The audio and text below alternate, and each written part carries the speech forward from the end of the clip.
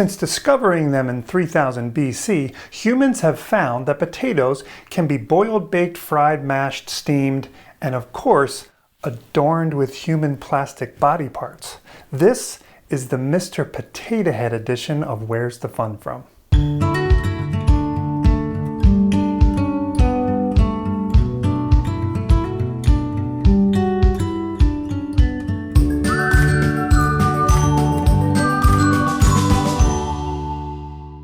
Before he became a movie star in the Toy Story franchise, Mr. Potato Head took root in the fertile mind of a Long Island artist who for a brief time made it okay for us to play with our food. In 1949, George Lerner came up with the idea for Mr. Potato Head on a day when bad weather had his kids stuck indoors and grumbling about being bored. According to an Associated Press article that ran in 1956, Lerner, a commercial artist, got out some potatoes and carrots. Then, using collar buttons, toothpicks, and other odds and ends, he began to turn the vegetables into lifelike people. The children were delighted. There were other make-a-face toys on the market at the time, but none that included three-dimensional plastic parts, and certainly none that encouraged the mutilation of produce. It's hard to imagine a more innocuous toy than Mr. Potato Head. But in 1949, with World War II food rationing still fresh in consumers' minds, the idea of turning food into a toy was considered irresponsible and wasteful. As a result, George Lerner was having trouble selling his idea until he took his toy on a fateful trip from Long Island to Rhode Island. Brothers Herman, Henry, and Hillel Hassenfeld formed Hassenfeld Brothers in 1923 to sell remnant fabrics. They took a step toward the toy industry when they started to sell pencil boxes and pencils, and soon boxes filled with school supplies. That led to other play kits, like a junior doctor, nurse, and sewing kits, and soon Hassenfeld Brothers, or Hasbro for short, had a full line of successful play kits. When George Lerner pitched his idea to Hasbro, Henry Hassenfeld and his son Merrill were running the company. Merrill loved Lerner's Funny Face kit because at the time they were selling kits like the Junior Air Raid Warden kit that came with a siren whistle and a pretend gas mask.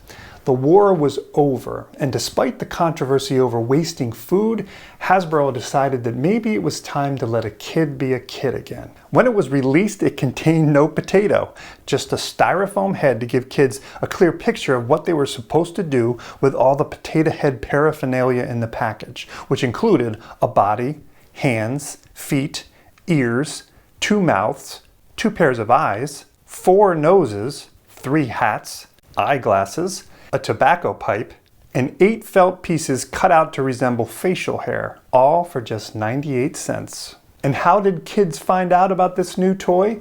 Well, on April 30th, 1952, Hasbro did something that no other toy company had ever done. They advertised a toy on television. Just 5 years earlier, only 250,000 TV sets were in use in the United States. By the end of 1951, just before the launch of Mr. Potato Head, there were nearly 8 million. Television had reached the baby boomers, who watched awestruck as this magical box of flickering gray pictures introduced them to a fun new toy. Hasbro sold over 1 million Mr. Potato Head kits its first year. In 1953, Mr. Potato Head got hitched. Mrs. Potato Head was introduced, followed soon after by 2 kids, Spud and Yam. This 1953 ad called him this year's biggest craze, and this ad from the same year confirms it. If kids want to dress up as you for Halloween, you've reached celebrity status.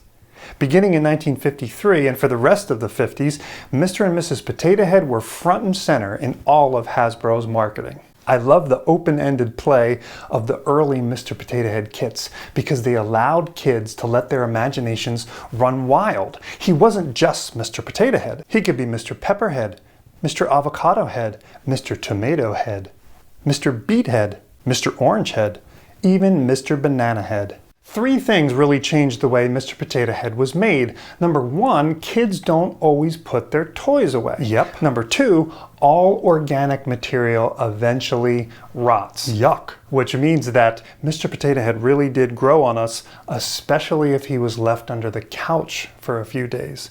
But the third thing really sealed the deal, and that was the early kits from Mr. Potato Head came with sharp parts that you had to pierce vegetables with, and the new toy safety regulations meant that those had to go. So in 1964, our favorite potato got something really special, his very own head. When Hasbro saw that the introduction of plastic heads in the shape of vegetables didn't slow sales at all, they introduced a new kit for kids called the Tutti Frutti Friends. With only one fruit in the bunch, the name didn't make much sense, but then again, it was the senselessness that made this toy so sensational. The Tutti Frutti Friends sold so well that they all went solo with their own kits.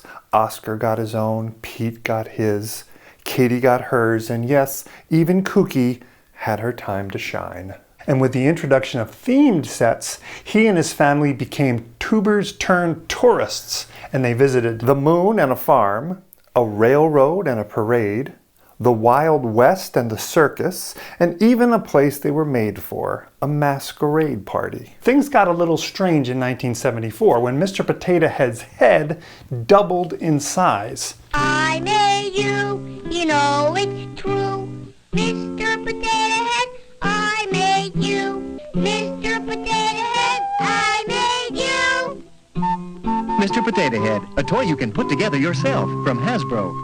He lost his arms and he was decidedly not happy about it. Through the late 80s and early 90s, his popularity and emerging personality turned him into a spokespud. In 1987, he surrendered his tobacco pipe to the U.S. Surgeon General in support of the American Cancer Society's Great American Smokeout.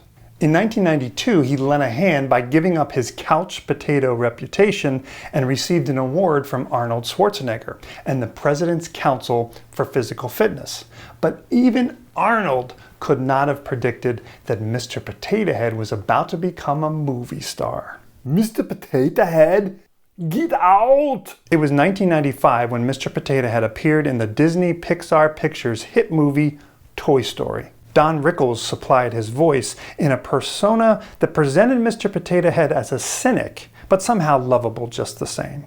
He got his own TV show in 1998, and Toy Story 2, 3, and 4 only made his popularity grow. Beginning in 2005, Hasbro started to make licensed versions of Mr. Potato Head, and the greatest thing about these were the potato puns. There was Darth Tater, Spider Spud, Optimash Prime, and of course my personal favorite, Tony Starch.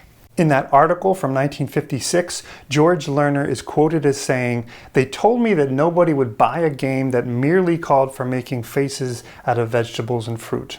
Unfortunately, many people, when they do get a good, profitable idea, don't have enough faith in it." Thankfully for us, George Lerner kept the faith and delivered the fun in the form of one hot potato. So thank you, George Lerner, thank you, Hasbro, and thank you for watching.